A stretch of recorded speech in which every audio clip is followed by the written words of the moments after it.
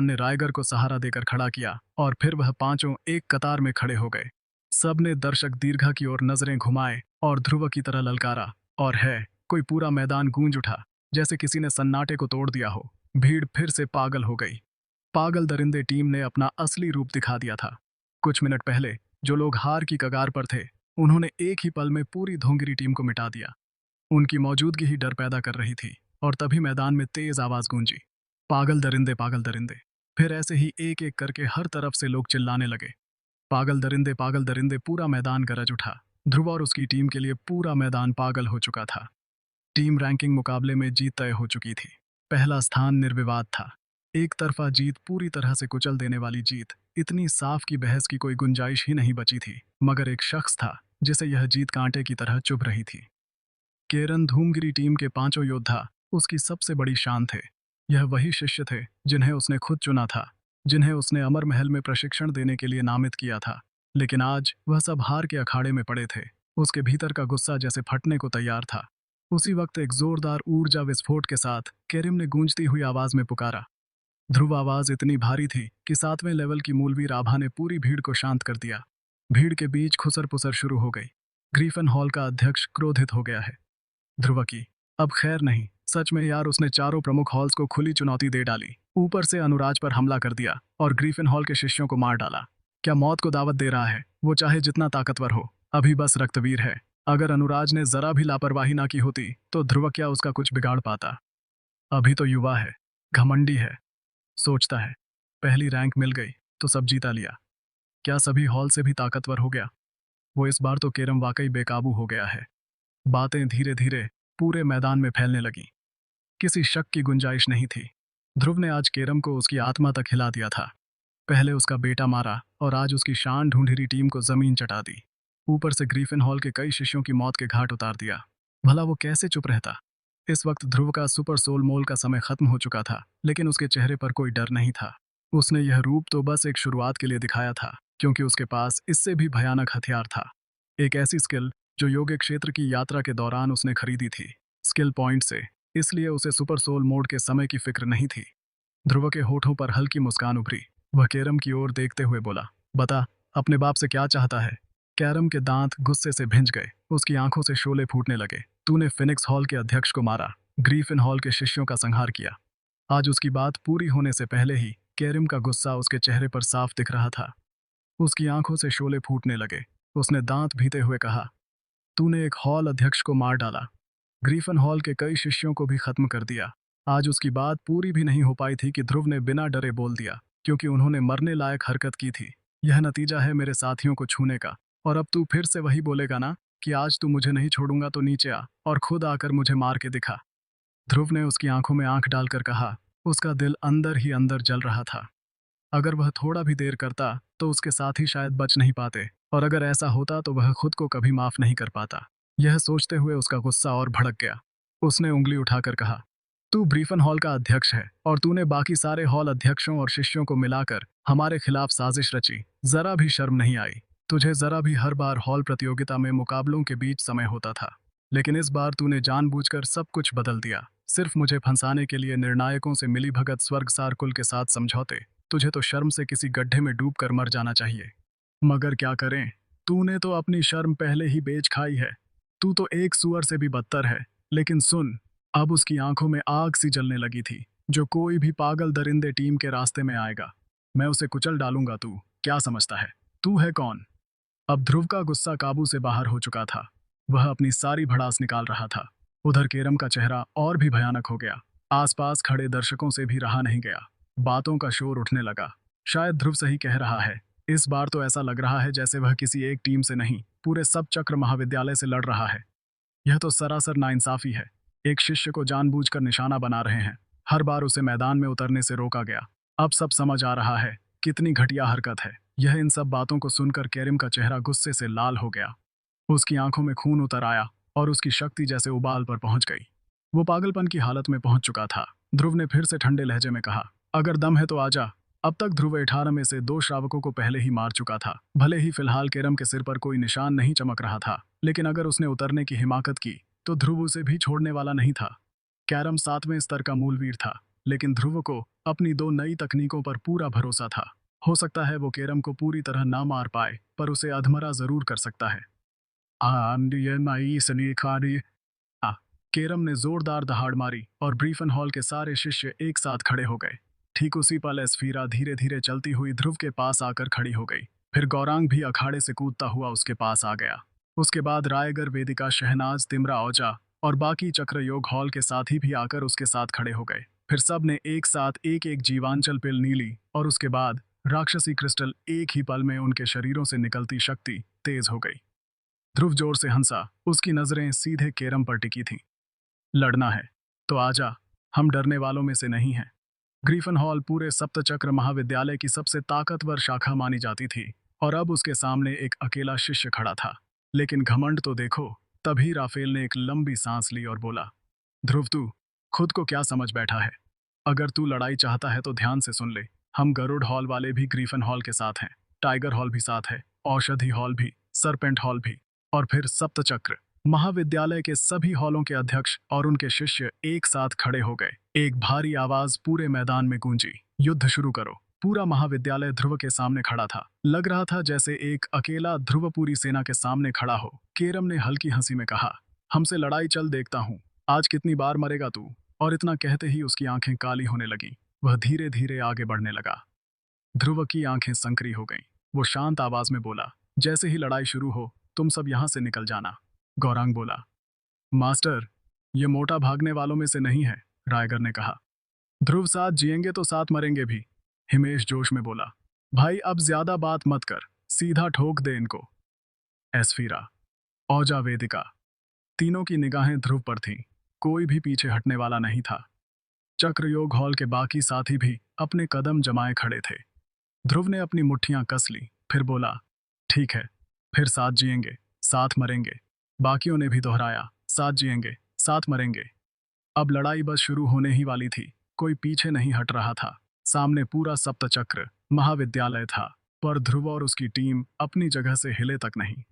ध्रुव ऐसा ही था, एक बार जो तय कर लिया फिर पीछे मुड़ना उसके बस की बात नहीं थी। कैरम ने जोर से दहाड़ लगाई, मार डालो सभी हॉल। अध्यक्ष और उनके शिष्य एक साथ छपट पड़े। मार डालो की गूंज चारों तरफ फैल गई। हालात बेकाबू होते जा रहे थे। दूर खड़ा हलील यह सब देख रहा था। उसकी भें टेढ़ी हो गई। किरम, यह क्या कर रहा है? यह सब तो उनकी योजना का हिस्सा नहीं था। स्वर्गसार कुल की रणनीति कुछ और ही थी। उसने पास खड़े नावेद की ओर देखा और पूछा, युवराज, अब क्या करें? नावेद ने हल्की मुस्कान के साथ कहा, चिंता मत करो, हम लड़ाई में नहीं कूदेंगे क्या? हलील थोड़ा सहम गया। खलील ने नावेद के चेहरे की ओर देखा, जहां एक अजीब सा भरोसा था। उसने धीमे से पूछा, युवराज, क्या बुर्जुक? सर्गेश्वर, अब कुछ करने वाले हैं? नावेद ने ऊपर देखा, फिर शांत आवाज में बोला, वो तो शुरू से ही सब पर नजर रखे हुए हैं। पिछले कई महीनों से नावेद सिर्फ अपनी ताक नहीं बढ़ा रहा था, बल्कि बुर्जुक सर्गेश्वर की हर हरकत पर नजर भी रख रहा था। और अब वह समझ चुका था कि ध्रुव को खुला क्यों छोड़ा गया था। इस बार नावेद को पूरा भरोसा था। अब बुर्जुक सर्गेश्वर खुद चाहते हैं कि ध्रुव को उसकी औकात दिखाई जाए, और नावेद अब यही करने जा रहा था।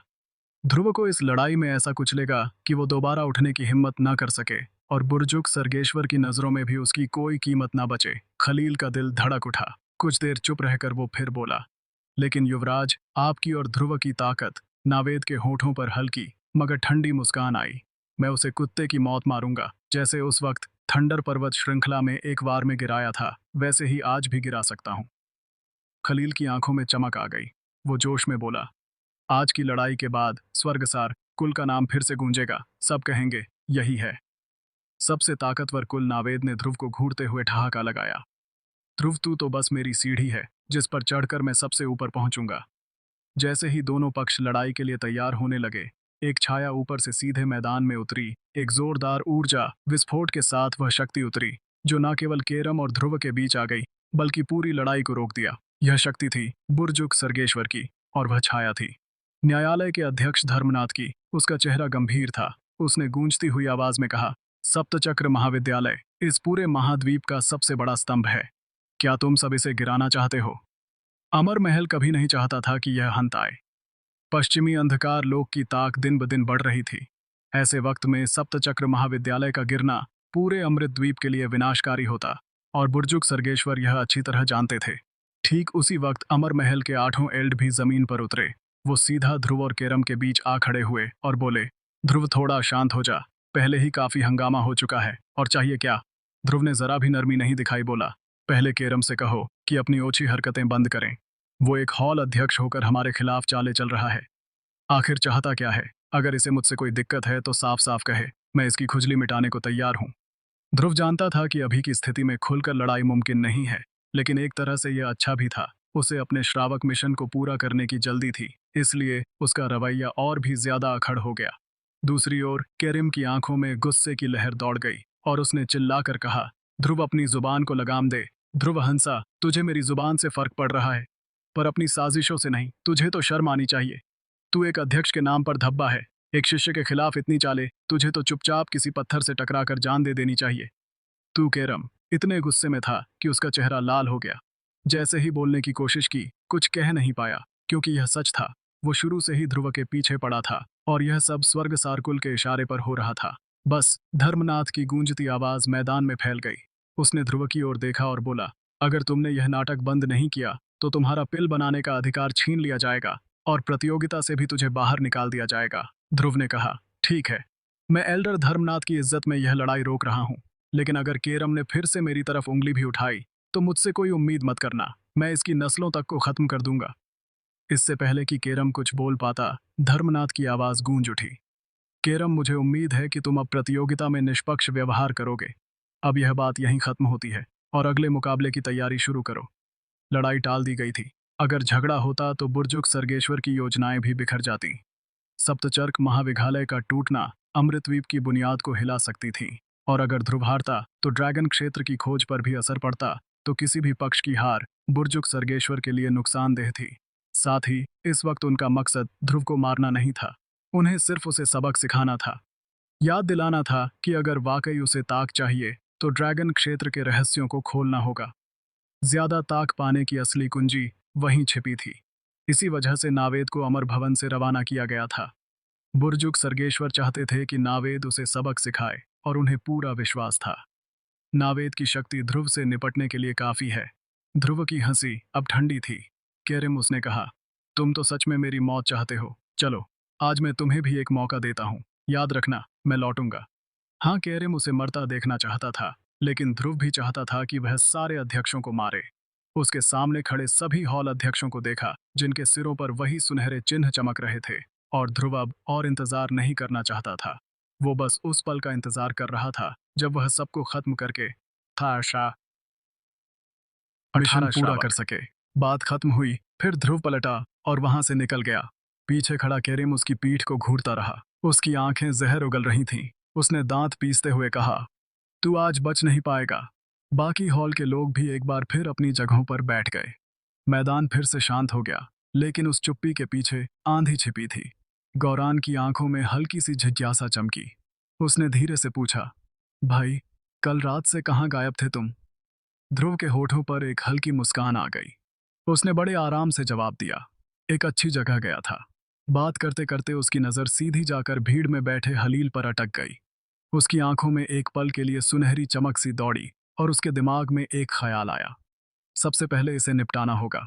स्वर्ग विच्छेदक कुल्हाड़ी तो इसके पास ही है।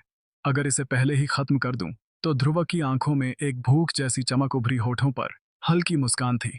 उसने मन में बुदबुदाया, रुद्रसेन और यशवंत अब तक नक्षत्र नगर पहुंच चुके होंगे।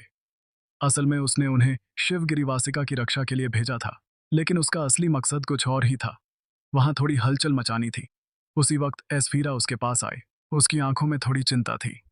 ध्रुव, व्यक्तिगत रैंकिंग प्रतियोगिता के बारे में तुम क्या सोच रहे हो? ऐसा लग रहा है जैसे बाकी हॉल वाले तुम्हें इतनी आसानी से जाने नहीं देंगे, और अमर महल भी जैसे कुछ ज्यादा ही तुम्हारी फिक्र कर रहा है। मुझे लगता है मामला कुछ ज्यादा गंभीर है। ध्रुव हंस पड़ा, बोला, तू फिक्र मत कर। अगर यह बात योग क्षेत्र में दाखिल होने से पहले हुई होती तो शायद वो घबरा जाता, लेकिन अब उसके पास ताक थी, भरोसा था, और 3 अरब एक्सपी पॉइंट्स। आधे घंटे बाद स्वर्गसार कुल का एक योद्धा भागता हुआ आया। और हलील के कान में कुछ कहा। हलील का चेहरा पल में बदल गया। वह बिना कुछ बोले उठ खड़ा हुआ और सीधा ध्रुव को घूरने लगा। उसकी आंखों में गुस्सा नहीं, सीधे कत्ल करने वाली नजर थी। उसने नावेद से कुछ धीमे शब्द कहे और वहां से निकल गया। कुछ तकनीकें ऐसी होती हैं जिन्हें सिर्फ एक विशेष हथियार से ही पूरी शक्ति के साथ इस्तेमाल किया जा सकता है, जैसे ब्लेड तकनीकें। अगर ब्लेड तकनीक का प्रयोग तलवार से किया जाए तो वह अपनी असली प्रचंड शक्ति कभी प्रकट नहीं कर सकती, और उसी तरह एक तलवार की तकनीक भी सिर्फ तलवार से ही अपना जादू दिखा सकती है। ध्रुव ने जब पहली बार हलील के हाथों में वह पुरानी भारी कुल्हाड़ी देखी थी, तभी उसके दिल में एक बात बैठ गई थी। यह कुल्हाड़ी एक दिन मेरी होगी, और अब उसे सच में उस कुल्हाड़ी की जरूरत थी। जैसे ही हलील मैदान से गया, उसी पल ध्रुव हरकत में आया। शैडो क्लोन तकनीक उसकी छाया से एक नकली शरीर बन गया। असली ध्रुव तो चुपचाप गौरांग और बाकी साथियों के बीच से खिसक गया। नक्षत्र नगर की तरफ जाने वाले रास्ते में एक घाटी में, साले तूने मेरे कुल पर हमला किया, मरने का शौक चढ़ा है क्या? खलील की आंखों में आग थी। गुस्से से वह कांप रहा था। उसने यह सोचा भी नहीं था कि ध्रुव जैसे एक लड़के की इतनी हिम्मत होगी जो उसके कुल पर वार करे। वह भी तब जब सप्तचक्र महाविद्यालय में प्रतियोगिता पता चल रही हो। हालांकि कुल में अभी भी कुछ एल्डर थे, इसलिए उसे कोई डर तो नहीं था, लेकिन बतौर कुलपति उसका फर्ज था कि वह तुरंत लौटे और हालात संभाले। इसीलिए वह वहां से तुरंत भागा चला आया। उसी घाटी में एक ऊंची चट्टान पर एक शख्स बैठा था, पैर लटकाकर। जैसे ही हलील उड़ता हुआ वहां पहुंचा, उस शख्स ने हल्के से मुस्कुराकर कहा, कहाँ जा रहे हो इतनी जल्दी में हलील जी? हलील रुक गया, चेहरा सख्त हो गया। ध्रुव थोड़ी हैरानी हुई, लेकिन डर नहीं बोला। तू तो मैदान में था, यहाँ कैसे आ गया? जब वो वहां से निकला था तब तो ध्रुव वही था, फिर यह यहाँ कैसे? इतनी तेजी से अब जाकर उसकी आंखें सिकुड़ी। बात उसकी समझ में आ गई थी। ध्रुव का असली निशाना उसका कुल नहीं, वह खुद था। तो तू मेरा इंतजार कर रहा था? हलील ने तीखी मुस्कान के साथ पूछा। ध्रुव ने बहुत शांत आवाज में कहा, थोड़ी समझ तो है तुझ में अब। हलील की हंसी में घमंड नहीं, गुस्से की झलक थी। तो तू मरना चाहता है? कोई बात नहीं, तेरी यह इच्छा भी पूरी कर देता हूं। जैसे ही हलील की बात खत्म हुई, उसका शरीर एक झलक में गायब हो गया। एक खतरनाक शक्ति हवा में फूटी और अगले ही पल में वह ध्रुव के ठीक सामने था। उसकी गति बिजली से भी तेज थी। एक स्वर्गवीर होने के नाते हलील की ताक अमर महल के एल्डरों से कम नहीं थी, और उसके हाथ में चमक रही थी वही प्राचीन खतरनाक स्वर्ग विच्छेद कुल्हाड़ी। मर्जा हरामजादे, उसने ध्रुव को कोई मौका नहीं दिया। उसे लगता था कि ध्रुव का मकसद उसे मारना नहीं, बल्कि उसे नक्षत्र नगर में उसके महल तक पहुंचने से रोकना था। वो ना तो केरम था, ना ही हरिधर जैसा कोई मूर्ख। उसे ध्रुव की चालों से धोखा नहीं मिलने वाला था। कुल्हाड़ी बिजली की तरह गरजती हुई सीधे ध्रुव की तरफ आई। वहां जैसा सोचा था एक लाल नाम वाला किंग तो वैसा ही करेगा। आते ही हमला, ध्रुव हंसते हुए बोला। लेकिन ना तो उसने पीछे हटने की कोशिश की और ना ही कोई बचाव किया। ध्रुव के चेहरे पर वही पुरानी हल्की मुस्कान थी। आज मेरे पास ज्यादा समय नहीं है, वरना तेरे साथ खेलता। फिर वो हल्का सा मुस्कुराया और धीरे से बोला, दानुज। ध्रुव को इस लड़ाई में वक्त खराब नहीं करना था।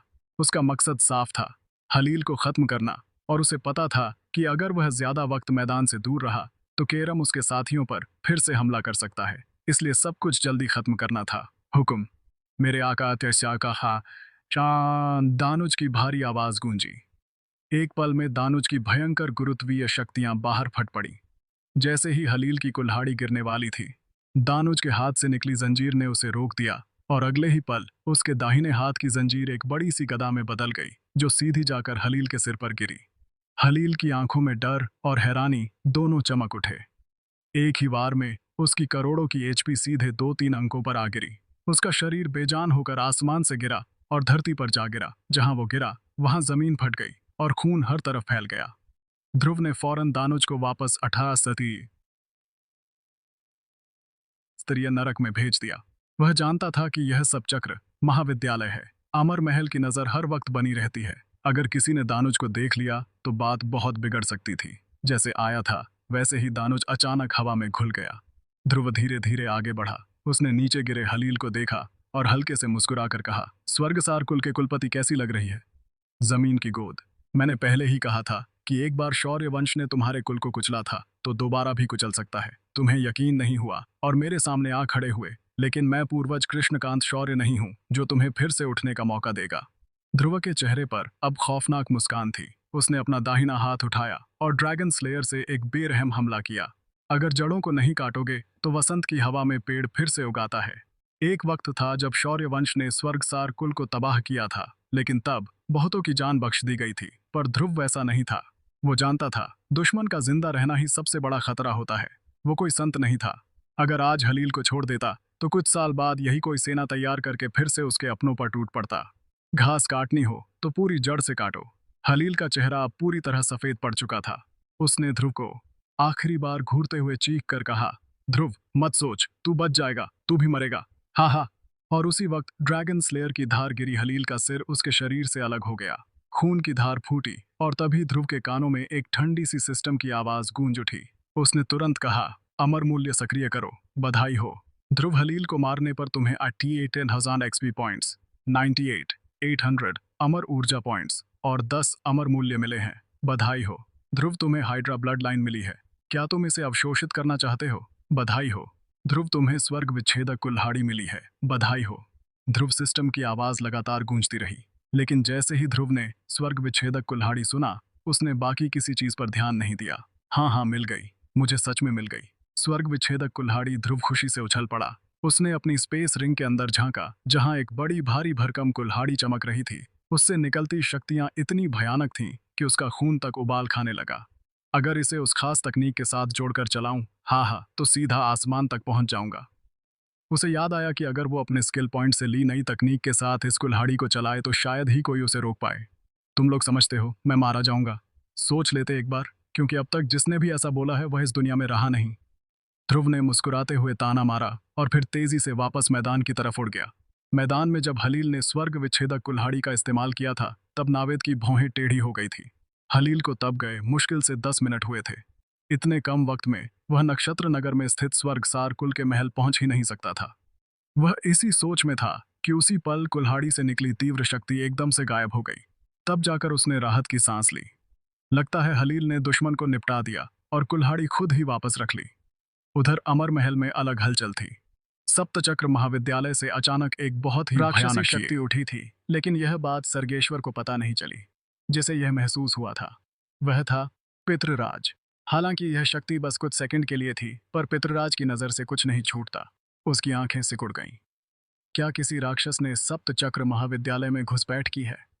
अब उसके पास वक्त बहुत कम बचा था। वो अंधकार लोक के पूर्वज चंद्र नेत्र की तरह 100 साल इंतजार नहीं कर सकता था। उसे जल्दी थी। अगले ही पल उसकी आकृति हल्की सी झिलमिलाई और सर्गेश्वर के गुप्त कक्ष में प्रकट हो गई। सर्गेश्वर एकदम से हर उठा। उसने तुरंत घुटने टेक कर कहा, गुरुदेव। पितृराज ने भारी आवाज में पूछा, तैयारी कैसी है? सर्गेश्वर ने सिर झुकाकर कहा, गुरुदेव, सब कुछ तैयार है। आज की व्यक्तिगत रैंकिंग प्रतियोगिता में ध्रुव को जरूर चोट पहुंचेगी। फिर मैं उसे ड्रैगन पुंज की समाधि का रास्ता दिखाऊंगा। वो जरूर वहां जाएगा और जब वह समाधि खुलेगी तो ड्रैगन पंजा समाधि की आखिरी बची रहेगी। फिर ड्रैगन क्षेत्र अपने आप खुलने लगेगा। पितृराज ने सिर हिलाया। ठीक है, लेकिन सब कुछ तुम्हारे काबू में रहना चाहिए। शौर्य वंश को संभालना आसान नहीं होता। अगर उन्हें जरा सा भी मौका मिल जाए तो सिर पर नाचने लगते हैं।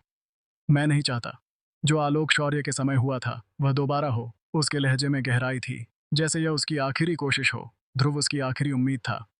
इस बार कोई चूक नहीं होनी चाहिए। आप बेफिक्र रहिए गुरुदेव, सर्गेश्वर ने कहा। सब कुछ मेरी नजर में रहेगा। मैदान में ध्रुव वापस आ गया था। एस्फीरा ने उसे देखा और पूछा, अभी कहाँ गए थे तुम? ध्रुव मुस्कुराया। एक किंग से लड़ने गया था। किंग। एस्फीरा को कुछ समझ नहीं आया। उसकी आंखों में उलझन साफ दिख रही थी। ध्रुव ने कुछ कहने की जरूरत नहीं समझी, बस हल्का सा मुस्कुराया और कहा, थोड़ी देर में सब समझ आ जाएगा। उसी समय मैदान में उद्घोषणा हुई। अब पिल रिफाइनिंग प्रतियोगिता का अंतिम मुकाबला शुरू होने वाला है। दोनों प्रतियोगी तैयार हो जाएं। मुकाबला 3 मिनट में शुरू होगा। गौरांग जोश में आ गया। भाई, अब तुम्हारी बारी है, ध्रुव ने शांत भाव से कहा। हाँ, अब मेरा वक्त है। लेकिन उसका मकसद सिर्फ जीतना नहीं था। उसे सब चक्र महाविद्यालय और पूरे अमृतद्वीप को हिला देना था। 3 बाद वो मंच पर चढ़ा और बोला, कल मैंने कहा था कि मैं एक ऐसी पिल बनाऊंगा जो इस दुनिया को बदल सकती है। शायद तुम सबने मेरा मजाक भी उड़ाया होगा, क्योंकि कौन ही मानेगा कि एक पिल पूरी दुनिया बदल सकती है। लेकिन आज मैं तुम्हें दिखाऊंगा पिल की असली ताकत, वो ताकत जो किसी की किस्मत बदल सकती है। फिर उसने ऐलान किया, मैं 20 पिल बनाकर दूंगा, वह भी मुफ्त में। कोई भी 20 लोग चाहे वे सप्तचक्र महाविद्यालय के शिष्य हो, एल्डर हो, अध्यक्ष हो, अमर महल के निर्णायक हो, या यहाँ छिपे हुए संभ हो या दलों के सदस्य, कोई भी आगे आ सकता है। जो लोग आएंगे वही गवाह होंगे उस बदलाव के जो मैं लाने वाला हूँ। उसने दर्शक दीर्घा की ओर देखा और बोला, अब बताओ कौन है तैयार। जैसे ही ध्रुव ने अपनी बात खत्म की, युद्धमंत हॉल का एक मास्टर हंसते हुए बोला, अरे लड़के, ये जो पिल है ना, ये बस थोड़ा सहारा देती हैं। असली शक्तियां तो खुद की मेहनत से आती है। तू क्या हमें एक प्रयोग का मेंढक समझ बैठा है? तेरे जैसे लोग हकीम कहलाने के लायक भी नहीं होते। ध्रुव ने बिना झिझके जवाब दिया, माफ करना, तुम जैसे लोग तो मेघ बनने के लायक भी नहीं हो।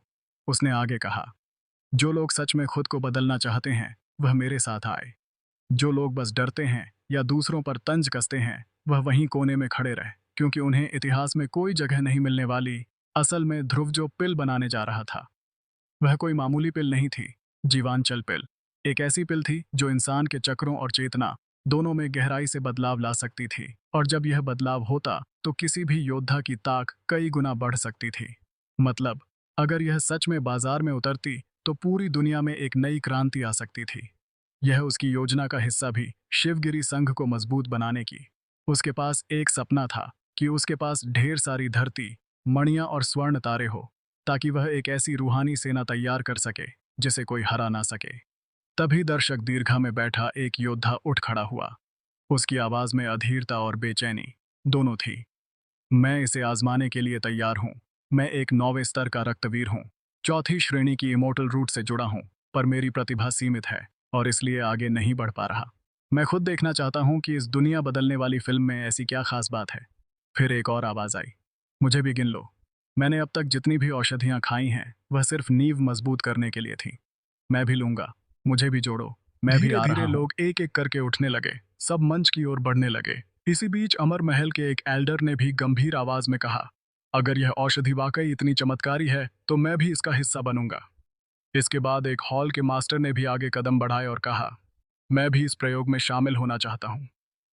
पिछले पूरे समय पागल दरिंदे टीम के योद्धा हर मुकाबले से पहले दो चीजें लेते थे, एक पिल और एक अजीब क्रिस्टल। लोग दिल ही दिल में सोचते रहते थे कि आखिर यह दोनों चीजें हैं क्या। तभी केरम उठा। उसकी आवाज में एक चेतावनी छिपी थी, ध्रुव, अगर इन लोगों को कुछ भी हुआ तो पूरी जिम्मेदारी तुम्हारी होगी। पीछे से राफेल की हंसी गूंज उठी। देखो ध्रुव, तुमने खुद को कितना आंक लिया है। अगर यह पिल वाकई इतनी कमाल की है तो फिर इसे मुफ्त में क्यों बांट रहे हो? कहीं कुछ और ही तो योजना नहीं है तुम्हारी? ध्रुव मुस्कुराया और बोला, तुम दोनों बार बार मेरे पास थप्पड़ खाने क्यों आ जाते हो? फिर उसने केरम की ओर देखा और साफ कहा, अगर तुम्हें अपनी बात पर इतना ही भरोसा है तो अपनी जान दांव पर लगाओ, वरना कुत्ते की तरह भौंकना बंद करो और जाकर चुपचाप बैठ जाओ। केरम का चेहरा गुस्से से लाल हो गया। शुरू से अब तक वो जैसे तैसे अपना गुस्सा। प्लीज यार, अगर थोड़ा भी पॉसिबल हो तो डायरेक्ट सपोर्ट कर दो। बस छोटा सा भी कंट्रीब्यूशन नेक्स्ट एपिसोड को बहुत जल्दी और बेटर क्वालिटी में लाने में मदद करेगा। बेटर एडिटिंग, क्लियर ऑडियो और फास्ट अपलोड्स।